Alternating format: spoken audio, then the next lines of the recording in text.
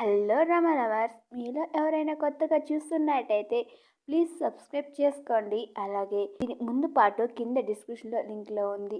ఆ పార్ట్ చూసి దీన్ని చూడండి, అప్పుడే మీకు అర్థమవుతుంది. ప్రొఫెసర్ ఇలా ఆప్షన్ ఇవ్వడంతో యాయా అక్కడి నుంచి అయితే వెళ్ళిపోతుంది. ఇంక వెళ్ళిపోతుండగా ప్రొఫెసర్ అనుకుని ఆగు, ఇంకొక ఆప్షన్ ఉంది అని చెప్తాడు. ఏంటది అని అడుగుతుంది. నన్ను పెళ్లి చేసుకో అని చెప్తాడు. యాయా వెళ్ళి తన సీట్లో అయితే కూర్చొని ఇలా చెప్తుంది. నీకు ఆల్రెడీ తెలుసు, నేను ఒక పెళ్ళి వద్దనుకొని క్యాన్సిల్ చేసుకొని వచ్చేసాను.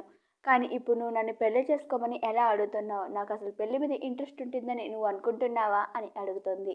నాకు తెలుసు నీకు అబ్బాయిల మీద నమ్మకం వెళ్ళిపోయిందని, కానీ నేను అలా కాదు.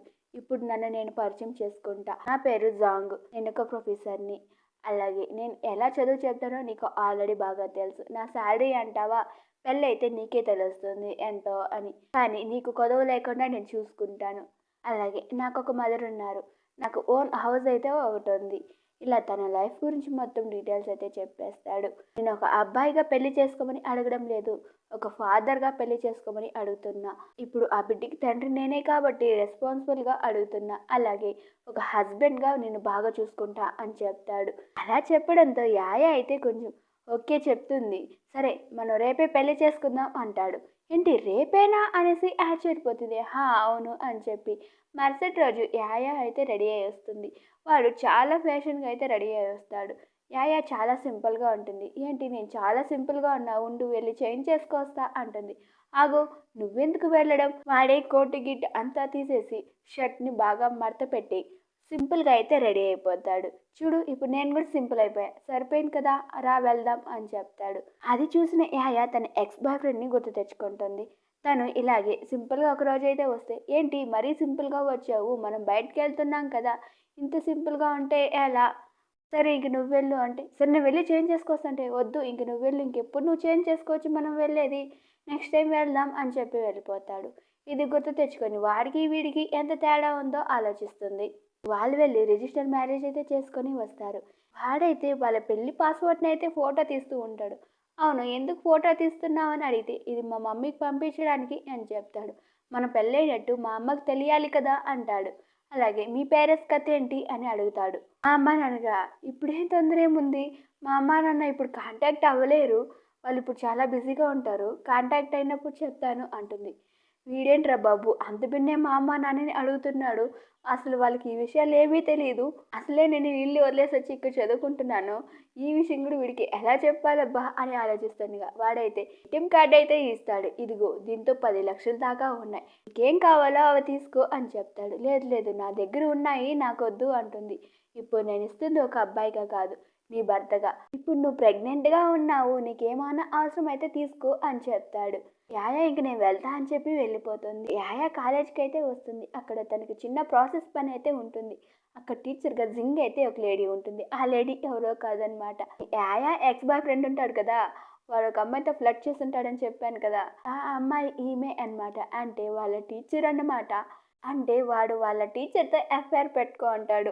యాయా వండుకొని ఈ పేపర్ మీద మీరు ఎందుకు సైన్ చేయరు అని అడుగుతుంది. నేను చేయను, అది నా ఇష్టం అని పొగరగా చెప్తూ ఉంటుంది. అదే సమయంలో ప్రొఫెసర్ అనుకొని యాయాకి మెసేజ్ చేస్తాడు. నీకేమైనా హెల్ప్ కావాలా అనేసి. లేదు లేదు ఈ ప్రాబ్లం నేనే సాల్వ్ చేసుకుంటా అని చెప్తుంది. కానీ ప్రొఫెసర్ ఇలా అనుకుంటాడు, నీకోసం హెల్ప్ చేద్దామని ఇక్కడ దాకా వచ్చాను అని అంటాడు. అంటే రూమ్ బయటే ఉంటాడనమాట. యాయా ఇలా చెప్తుంది. ఓ, నేను నా ఎక్స్ బాయ్ ఫ్రెండ్ ప్యాచప్ అయిపోయాము అనేసి అంటుంది. ఏంటి కబుర్లు చెప్తున్నావా నాతో అంటే, నువ్వు అసలు నమ్మవు కదా, తను నాకు డైమండ్ రింగ్ కూడా ఇచ్చాడు, మళ్ళీ పెళ్లి చేసుకోమని కూడా చెప్పాడు అనేసి అంటుంది. ఇదంతా అబద్ధం అనేసి అంటుండగా మరో పక్క ఇదంతా వింటున్న ప్రొఫెసర్ అయితే చాలా బాధపడుతూ ఉంటాడు. ఇంకా తన ఎక్స్ బాయ్ ఫ్రెండ్ ఫోన్ చేసి, అలా హస్బెండ్ గారు మీరు పెళ్లి చేసుకోవాలని చెప్పారు కదా అంటే, అవును, ఇప్పుడు ఎవరు లేదని చెప్పారు అనేసి అంటాడు. నిన్నెవరైనా బుల్లి చేస్తే నాకు చెప్పు, వాళ్ళని సంగతి నేను చూసుకుంటా అని కూడా అంటాడు. అంతే, అక్కడితో కాల్ అయితే కట్ చేసేసింది. చూసావు కదా, ఇప్పటికైనా నమ్ముతావా లేదా అనే కాల్కి ఆ జెన్ టీచర్ అనుకొని సైన్ చేసి పంపించేస్తుంది. ఇంకా అలా బయట వస్తుందా లేదో అక్కడ ప్రొఫెసర్ అయితే ఉంటాడు. తననైతే ఇంటికి తీసుకెళ్తాడు. ఏంటి ప్రొఫెసర్ నా గురించి ఏమైనా తప్పుగా అనుకున్నారా, నేను ఇంతసేపు యాక్టింగ్ చేశాను, ఎలా చెప్పడం, చెప్పే ఛాన్స్ కూడా ఇవ్వడం లేదే అనేసి ఆలోచిస్తూ ఉంటుంది. సరే యాయా ఇలా రా, ఇలా కూర్చో అని చెప్తాడు. నిజం చెప్పు, ఇప్పటికి కూడా వాడిని నువ్వు ఇష్టపడుతున్నావా అని అడుగుతాడు. లేదు లేదు వాడినేం ఇష్టపడడం లేదు. వాడికి ఒక గుణపాఠం నేర్పించాలి అనుకుంటున్నా. అంటే నువ్వు నన్ను పెళ్లి చేసుకోవడానికి గూడా ఇది గూడా ఒక కారణమా అని చెప్తాడు. ఆ! అవును అనేసి అంటుంది.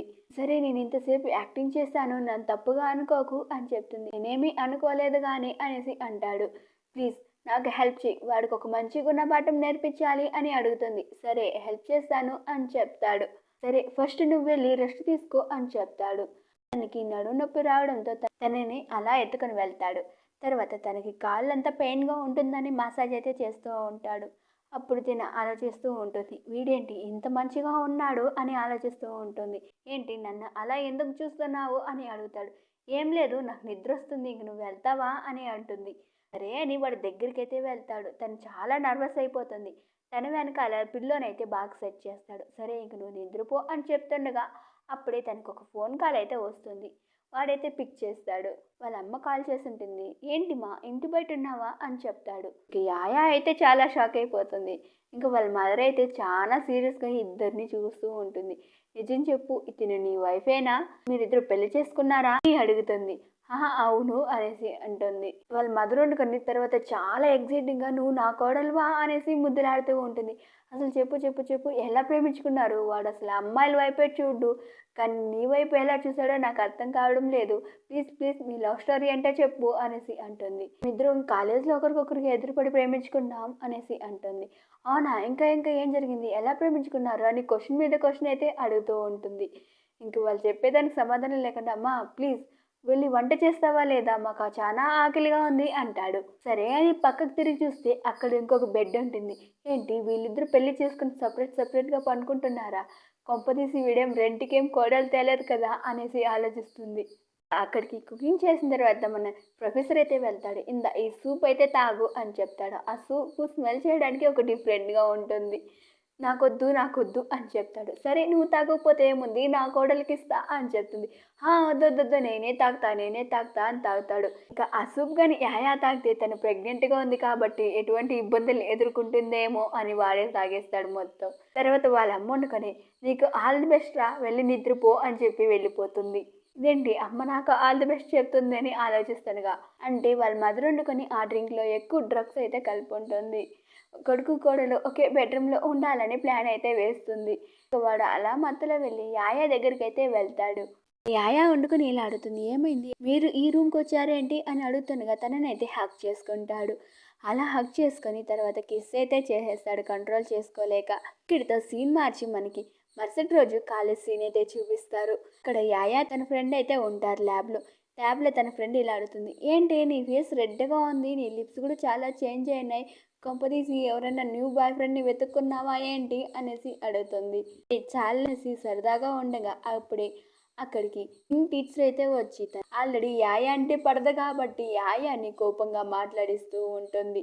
అదే టయానికి అక్కడ ఇంకొక టీచర్ ఎవరో వస్తున్నారని ఒక అస్థిపంజరాన్ని అయితే తీసుకొస్తారు. దాన్ని ముట్టేకి వెళ్తే అస్సలు ముట్టుకోకండి, అసలు ఆ టీచర్కి నచ్చదు అని చెప్తాడు. అక్కడికైతే ఒక అబ్బాయి అయితే వస్తాడు. ఆ అబ్బాయిని చూసేసి మన యాయ అయితే తన ఫ్రెండ్ వెనకాల దాక్కుంటుంది. వీడేంటి ఇక్కడ అనేసి తన దాక్కోవడం చూసేసి జిమ్ టీచర్ ఇలా అనుకుంటుంది. ఓ వీడు కూడా నీకు తెలిసినవాడేనా, ఉండు ఈ టీచర్ దగ్గర నేను ఇరికిస్తాను అని ఆలోచిస్తూ ఉంటుంది. ఇంకా ఆ అస్థిపంజరానికి జిమ్ టీచర్ ముట్టుకుందామనే కాలికి ముట్టుకోకు, నీ చేయిలు పడితే నా అస్థిపంజరం విరిగిపోతుంది అంటాడు. ఏంటి నా చేయిలు అంత బ్యాడ్ లక్క అని తన చేయిలని అయితే తను చూసుకుంటూ ఉంటుంది. తన ఫ్రెండ్కి ఇలా చెప్తుంది యాయ. కడుపు నొప్పిగా ఉంది నేను ఇక్కడి నుంచి అయితే వెళ్తాను అనేసి అంటూ ఉండగా ఇంక అలా వెళ్తుండగా జింగ్ వండుకొని కాళ్ళు అడ్డు పెడుతుంది. ఆ టీచర్ మీద అయితే వెళ్ళి పడుతుంది. ఇంకా అక్కడున్న అస్థిపంజరం అయితే పగిలిపోతుంది. ఇంకా రిటర్న్ సీన్ మనకి ఆ నైట్ సీన్కి అయితే వస్తుంది. ఇంకా వాడు అలా బలవంతంగా కిస్ చేస్తాడు కదా, అక్కడి నుంచి చూపిస్తారు. అలా కిస్ చేయడంతో వాడు వెంటనే తనను వదిలేసి అక్కడి నుంచి అయితే వెళ్ళిపోతాడు. వెంటనే వెళ్ళి ఐస్ క్యూబ్స్ ఉన్న వాటర్ అయితే ఫుల్గా తాగేస్తాడు. ఏంటి నా కంట్రోల్ ఇంతలా తప్పింది, ఏమైంది అని ఆలోచిస్తాడు. ఇదంతా అమ్మిచ్చిన సూప్లోనే ఉంది, అమ్మేమో చేసింది అని ఆలోచిస్తాడు. మరుసటి రోజు యాయా వచ్చేదాకా వాడు సోఫాలో కూర్చొని ఎదురు చూస్తూ ఉంటాడు. ఇంకా యాయా వచ్చినాక ఒకరికొకరు గుడ్ మార్నింగ్ అయితే చెప్పుకుంటారు. రాత్రి జరిగిన దానికి సారీ అయితే చెప్తాడు. పర్వాలేదు అనేసి అంటుంది. సరేరా నేను కాలేజ్ దగ్గర దింపుతాను అని చెప్తాడు. లేదు నేను వెళ్తాను కానీ అంటే పర్వాలేదు నాకు అక్కడ పని ఉంది నేను దింపేస్తాను రా అని చెప్పి తీసుకెళ్తాడు. అమ్మయ్య, నన్ను ఏం అపార్థం చేసుకోలేదు అని ఫీల్ అవుతాడు. తర్వాత కాలేజ్ వచ్చిన ఆగు ఒక నిమిషం, ఇదిగో ఈ సూప్ తాగు అనేసి ఇస్తాడు. ఇది నీ హెల్త్కి మంచిది, అలాగే నీకు కొంచెం బలం వచ్చినట్టు ఉంటుంది అని చెప్తాడు. అలా తాగుతుండగా యాయా తన ఫ్రెండ్ అయితే అక్కడ వెళ్తూ ఉంటుంది. తనను చూసేసి ఎక్కడ చూసేస్తుందో అని చెప్పి సరే ఇంక నేను వెళ్తున్నా అని ఆత్రాత్రంగా వెళ్ళిపోతుంది. ఇంకా మనకి సీన్ ఇక్కడ చూపిస్తారు. ఇంకా ఆ అబ్బాయి అక్క నువ్వేంటి ఇక్కడ అనేసి అంటాడు. ఏంటి తను మీ ఎక్కడా అనేసి అక్కడ ఇద్దరు షాక్ అయిపోతారు. అర్జున్ నువ్వేంటి ఇక్కడ అనేసి అంటుంది. అర్జున్ అనే పర్సన్ చెప్పాను కదా, అదెవరో కాదనమాట, యాయా వాళ్ళ తమ్ముడు పేరు అర్జున్. ఇంకా ఆ అస్థిపంజరం పగిలిపోవడంతో జాంగ్ వండుకొని గొడవ చేస్తూ ఉంటుంది. ఇది నాది కాదు, మా సీనియర్ది. అంటే నువ్వు ఒంటరిగా రాలేదా, నీతో పాటు ఇంకెవరు వచ్చారు అనేసి యాయా అయితే అడుగుతుంది. అప్పుడే అక్కడికి ఎవరు యూనివర్సిటీ వస్తువుని పగలగొట్టింది ఎవరు అంటూ ఒక పెద్ద ఆయన అయితే వస్తాడు. యాయా ఆయన చూసేసి షాక్ అయిపోతుంది. అప్పుడే అక్కడికి ప్రొఫెసర్ అయితే వస్తారు. జరిగిందంతా తెలుస్తుంది. సీనియర్ గారు ఇది నేను హ్యాండిల్ చేస్తా, మీరు వెళ్ళండి అనేసి అంటాడు. తర్వాత యాయా దగ్గరికి అయితే వెళ్తాడు. జింగ్దే తప్పు కాళ్ళడ్డు పెట్టిందని తెలుసుకొని జింగ్ని అయితే నువ్వు కొన్నాళ్ళు ఈ కాలేజ్లో కనిపించుకు అని చెప్పి తరిమేస్తారు.